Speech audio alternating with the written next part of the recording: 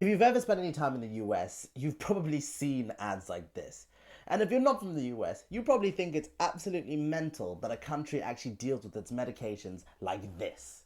And there are only two countries in the world that actually allow ads for drugs, and that's America and New Zealand for some reason. I'm a doctor in the UK, so I'm going to be taking you through some of the craziest of these ads, and I'm going to be telling you 3 things that I hate and 1 thing that I actually kind of like. The question is why? Why do these ads exist? Well, in 1984, the FDA actually had a rule that basically said you couldn't do any advert about a medication without listing all of the side effects, which is basically impossible in TV and radio because it would take too much time. This weird loophole that basically said you don't have to mention any of the side effects as long as you don't mention any of the diseases that the drug treats, which led to ads like this. Claritin. It's time. It's time. Don't wait another minute for Claritin. Claritin. The doctor will see you now. At last, a clear day is here. I want to know more about Claritin. What is Claritin? What does it treat? What is it for? Who is it for? How much is it? Where is it? Who makes it? Why am I meant to buy this thing? It's like having a ketchup ad where you just repeat the words Heinz over and over. Now, Claritin is actually just a drug called loratadine, an antihistamine that you can use to treat allergies and allergic reactions. Because this law was so crazy where they just had an ad that said tell your doctor and mention the name of the ad, they decided to loosen the rules a bit, basically allowing you to do the ad as long as you only listed some of the side effects, in particular the most common ones. Which leads me to the first thing I really don't like about these ads. They don't tell you anything about the medication. They just tell you that the medication exists and you're kind of just meant to ask your doctor about it. But I actually wonder, do people actually engage with it? Because it's the equivalent of McDonald's telling you, hey, there's a new burger, come check it out, without telling you what it actually is. Which leads us to all the wonderful ads that we have today. Let's check them out. I still struggled to get going, even get through the day. So I was honest with my doctor. I told her I'd been feeling... I'm sorry, but how is the medication a cartoon? You can't make a medication a cartoon. It's like making it for children. Like, oh, trying to get kids into taking these SSRIs. Like, that medication is as cute as like SpongeBob or something. long time, and I wondered if there was something more we could do. She said that for some people, an antidepressant alone only helps so much. That's when she suggested we add Abilify, aripiprazole, to my treatment. She said that by taking both, some people... I mean, surely not. Surely a medication isn't a cartoon A. It's like these two medications are about to go on some sort of wonderful adventure together. Like, I can't believe this is actually on people's TV. treatment. She said that by taking both, some people had symptom improvement as early as 1 to 2 weeks. Having Abilify and an antidepressant working for me. Look at them. They're smiling. They're smiling. They've got medications as like cartoons with like cartoon gloves and they're smiling. It just made sense. I wish I'd talked to my doctor sooner. Abilify is not for everyone. Call your doctor. Oh, here we go. Here we go. Where they tell you all the horrific side effects. Let's go. Call your doctor if your depression worsens or you have unusual changes in behavior or thoughts of suicide. Antidepressants can increase these in children, teens. They can increase it in children's, teens, and young adults. But for some reason, you're making a cartoon that kind of markets yourself to children. I mean, like, I'm not gonna lie, children sometimes need medication. They need mental health medication. Of course they do. But to make this a very cartoony, like childish demeanor just kind of is uncomfortable. Adults. Elderly dementia patients taking Abilify have an increased risk of death or stroke. Call your doctor if you have high fever, stiff muscles, and confusion to address a possible life-threatening condition, or if you have uncontrollable muscle movements, as these could become permanent. High blood sugar has been reported with Abilify and medicines like it, and in extreme cases can lead to coma or death. Other risks include increased cholesterol, weight gain, decreases in white blood cells, which can be serious, dizziness on standing, seizures. God. What I love as well is how the video just keeps going, the cartoon just keeps going. Like, it's just, this woman is now serving dinner, and all we can hear is, you might essentially die. You might stand up and pass out. I mean, I guess education is never a bad thing. Trouble swallowing, and impaired judgment or motor skills. Since adding Abilify, I feel better. Abilify and my antidepressant, they make a pretty good team. Talk with your doctor about how you've been feeling. I just love how the two, like, the A and the tablet are just like looking at each other like, yeah, we did it, we treated her. Even though I'm pretty sure Abilify is something called aripiprazole, which is an intense medication that, like, isn't something that you should just take seriously. So it isn't something that you shouldn't take seriously when you're taking it. To see if adding Abilify is right for you and learn about a free trial offer, find out more at addabilify.com. Oh my god. Okay. I mean, first of all, I can't believe that these things are on TV, because that is literally just a cartoon of a medication. It's like to trivialize something so serious that people take every day and has all these side effects, but to put this like shiny gloss on it, like it's almost like they're using the visuals to make you forget that they're saying horrible things.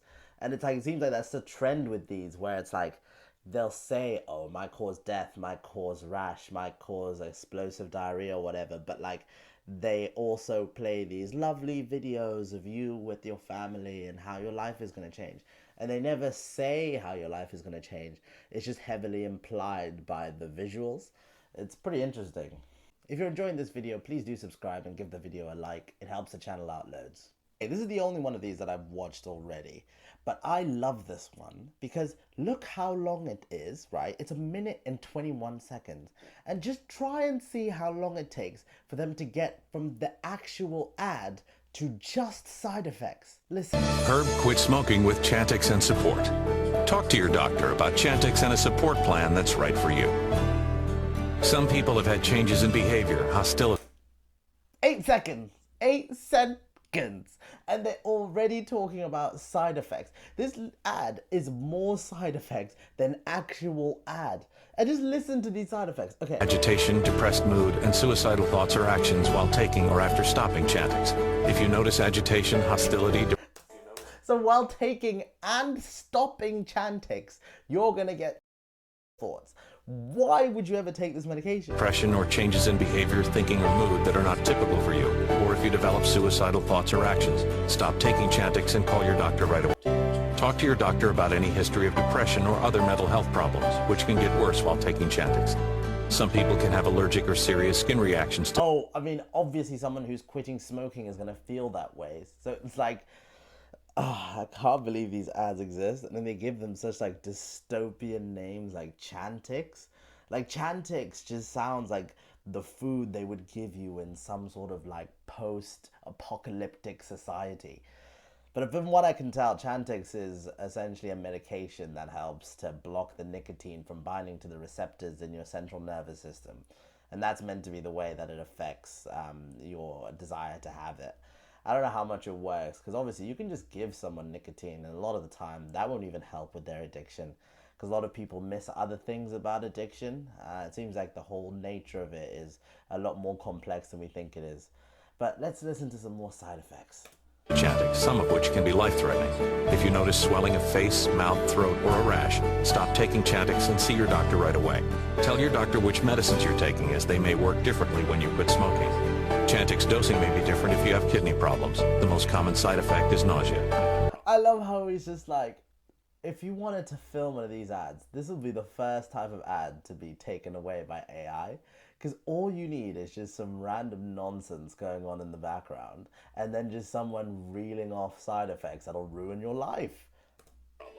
Patients also reported trouble sleeping and vivid, unusual, or strange dreams. Until you know how Chantix may affect you, use caution when driving or operating machinery. Chantix should not be taken with other quit smoking products.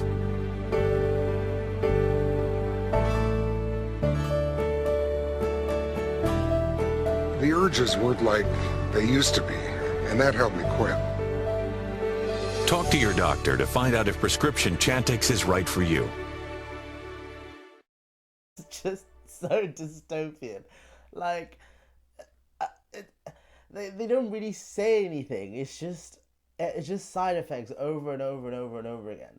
And I guess it's good because it's more education, but God, why would anyone want to take one of these medications? But I mean, they're not lying, I guess. They're not lying. And this is the second thing that I hate about these ads.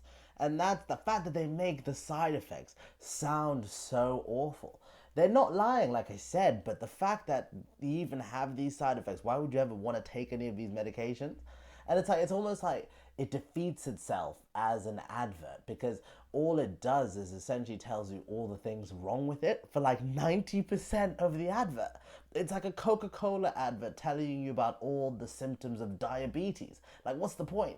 Many people with moderate to severe ulcerative colitis or Crohn's disease. I was there. Be right back.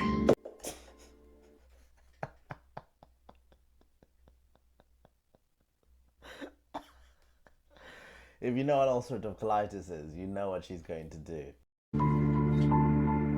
But my symptoms were keeping me from where I needed to be. I love that. The idea that she, because of ulcerative colitis, she's just looking at her eating like a pretzel and going, oh, if only. Like, she looks so upset. She literally looked one step away from singing a Disney princess song. If only I could dream. To be. So I talked to my doctor and learned Humira is for people who have UC or Christina and Katie. Oh my God. I've just realized it's a podcast. God, ad executives need to get out of the 21st century. The fact that a podcast is actually like a legit job now is actually crazy. I mean, great, because I wouldn't be doing this, but my God. And also, to be fair, I'm a stand-up comic, so who am I to talk? Crohn's disease. And Humira helps. I love that smile, like, good for you. Good for you. People achieve remission that can last, so you can experience few or no symptoms. Humira can lower your ability to fight infections, serious and sometimes fatal infections, including tuberculosis and cancers. I wonder what Christina and Katie is about as a podcast. Let me know what you think in the comments. Including lymphoma have happened, as have blood, liver, and nervous system problems, serious allergic reactions, and new or worsening heart failure. Tell your doctor if you've been to areas where certain fungal infections are common, and if you've had TB, hepatitis B, are prone to infections. I wonder what they tell them when they're sitting around the fire. Like, do they give them direction, like from the producers and directors going, okay, now I want you to sit there and drink your cocoa like someone's telling you about your chance of lymphoma. Infections or have flu-like symptoms or sores. Don't start Humira if you have an infection. Be there for you and them. Ask your gastroenterologist about Humira. With Humira, remission is possible. Oh my God, I can't believe these ads are real, man.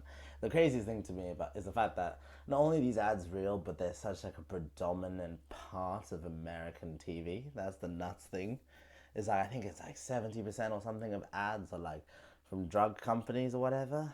And like, I guess the third thing that I hate the most about these ads is the fact that they try to build this insincere world where taking these medications has like almost no consequences, but they also tell you about all the consequences at once. And it's kind of difficult to actually get a grips of the product that they're selling, and it makes it very confusing. But man, I told you guys that I would tell you one thing that I loved. And hey, here's something that I've really thought about when I've been watching these ads. I've watched a lot of these ads over the last couple of days, and the thing that I find the most interesting is when you look at countries like the UK and a lot of Europe, with a lot of medications, what's decided on what you get is basically the decision of your doctor. Your doctor or specialist will tell you the medication that you're having. Then a lot of time that's good, but a lot of time it's not so good.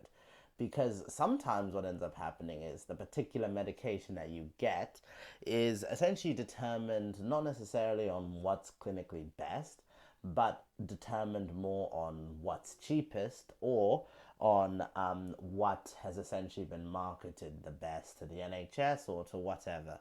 I mean, it's all a very political question, so who knows about a lot of these things, what is the real reason that certain medications are chosen. But I can definitely say in my medical career, I've been told to use certain medications over others, even though it's been a very short medical career, but even at medical school, I've been told to use certain medications over others because certain medications are cheaper.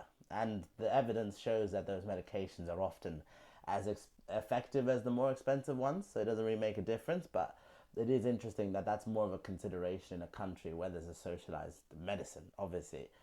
But I guess the difference between America and Europe is in America there's more of an emphasis on the freedom of what you take. Overall, I have definitely got to say I'm glad I don't live in a country where I have these medications shoved down my throat all the time. Because I find it crazy that you have to listen to all these side effects all the time. Like, oh my gosh.